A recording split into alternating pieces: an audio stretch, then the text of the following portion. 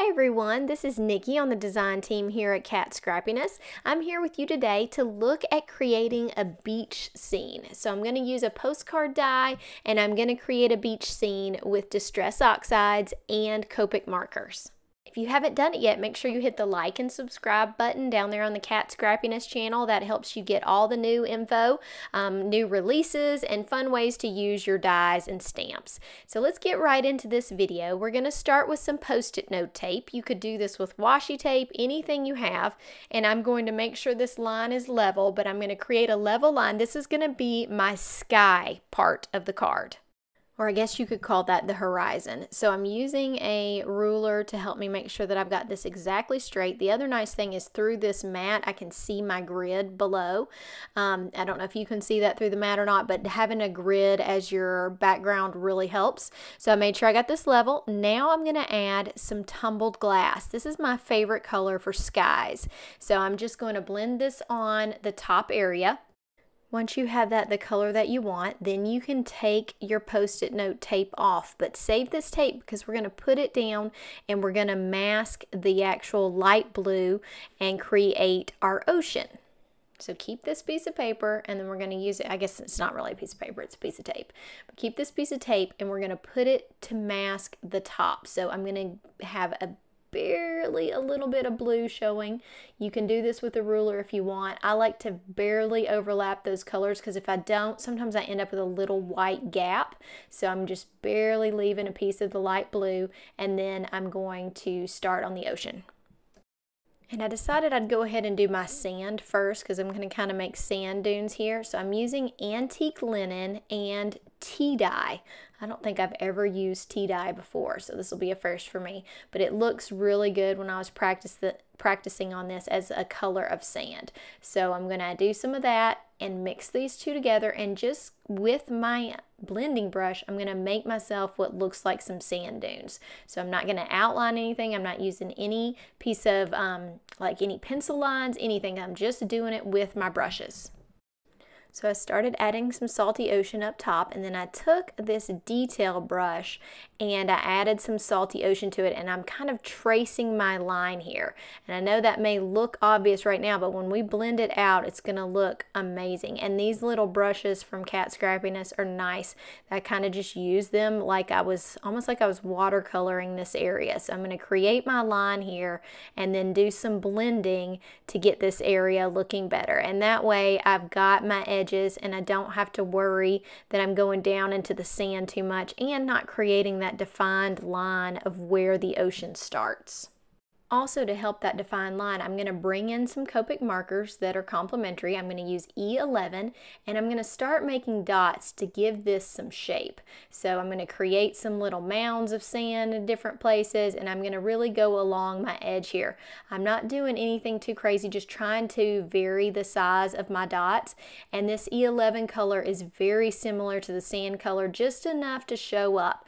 And then I'm going to come back in with a darker color and add more highlights to this. So this little dot part does take some time, but it really gives it a cool look, especially if you don't have any ocean dyes or anything like that. I just love making these dots to kind of make my little areas well known and define the area so much.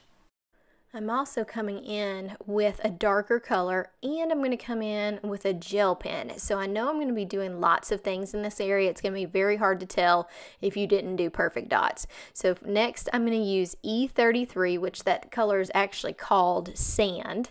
And this is my darker Copic. I'm going to take the dots and I'm going to go a little bit lighter, little smaller dots with my darker color. So this one I am a little bit more careful with, but I'm still just kind of adding dots as I feel like it needs it. So we'll go through, do E33, and then I'll show you the rest.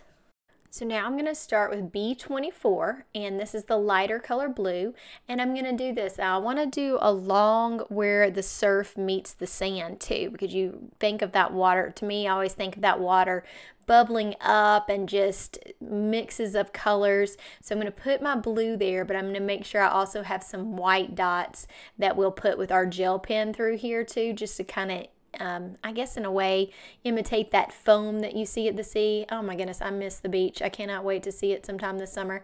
Okay, anyway, sorry guys.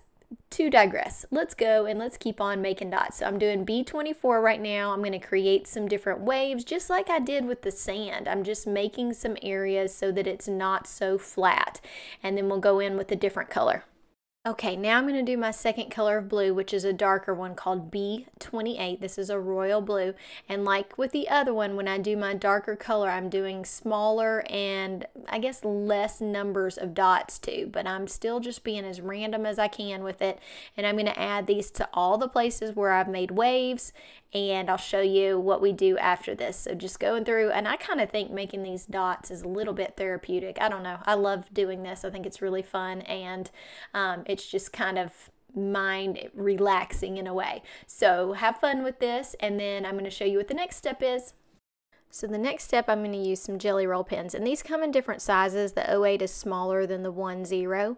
I ended up using, I thought I was going to switch up my dot sizes, but I really can make different size dots with this 10, and I feel like the 10 size makes it big enough that I can actually see it. So I'm just going to go through and I'm going to add, these are my highlights, just adding little white areas and also creating kind of the foam in the waves. So I'm going through and adding less down in the bottom with the sand than I do up at the top with all of the waves.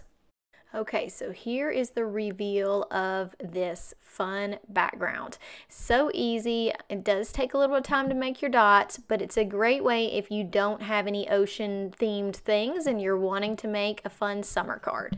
I'm going to use this fun postcard die. I just thought this would look super cute as a little postcard, and using my little dotted lines to put the sentiment.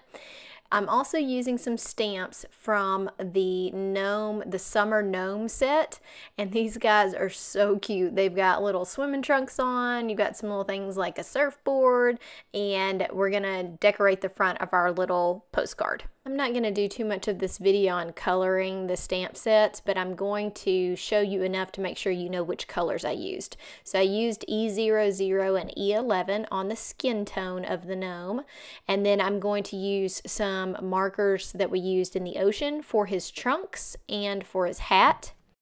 So the blues that I'm using, I'm just using two colors. I'm doing B24 like we used in the ocean, and we're going to do our darker color as B28. And then I'm going to go back and use the colorless blender to create some more highlights. So here's the darker color. This is B28.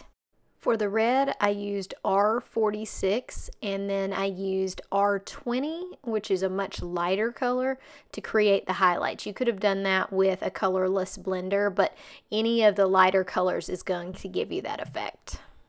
I added some C1 in the beard, and then now I'm going to go back and add some highlights with my white gel pen. Tried to zoom this in so you could see the little white highlights that I'm adding. I really like doing a line and a couple of dots or a set of 3 dots.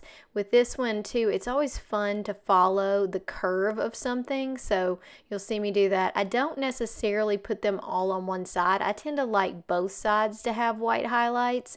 I know that may seem strange, but I really like to put mine kind of all over. It just, to me, seems to highlight the coloring. So off camera, I stamped "What's up, Gnome?" and I put it on one of the lines of the postcard, which I think is super cute. I'm going to glue down the little pieces that I'm adding on, and that's really it for this card. I'm going to show you an up close of some of the dots so you can see this card as close as possible, and then we'll go to the final. Here's that up close view. I had so much fun being with you guys today. Thanks so much. Make sure that if you're going to go shopping today that you go through the links in the description of this video. Those do help support me, so I would appreciate that so much. And if you haven't done it yet, hit the like and subscribe button on the Kat Scrappiness channel. We have lots of new stuff coming soon. Can't wait to show it to you. Have a great day. Bye.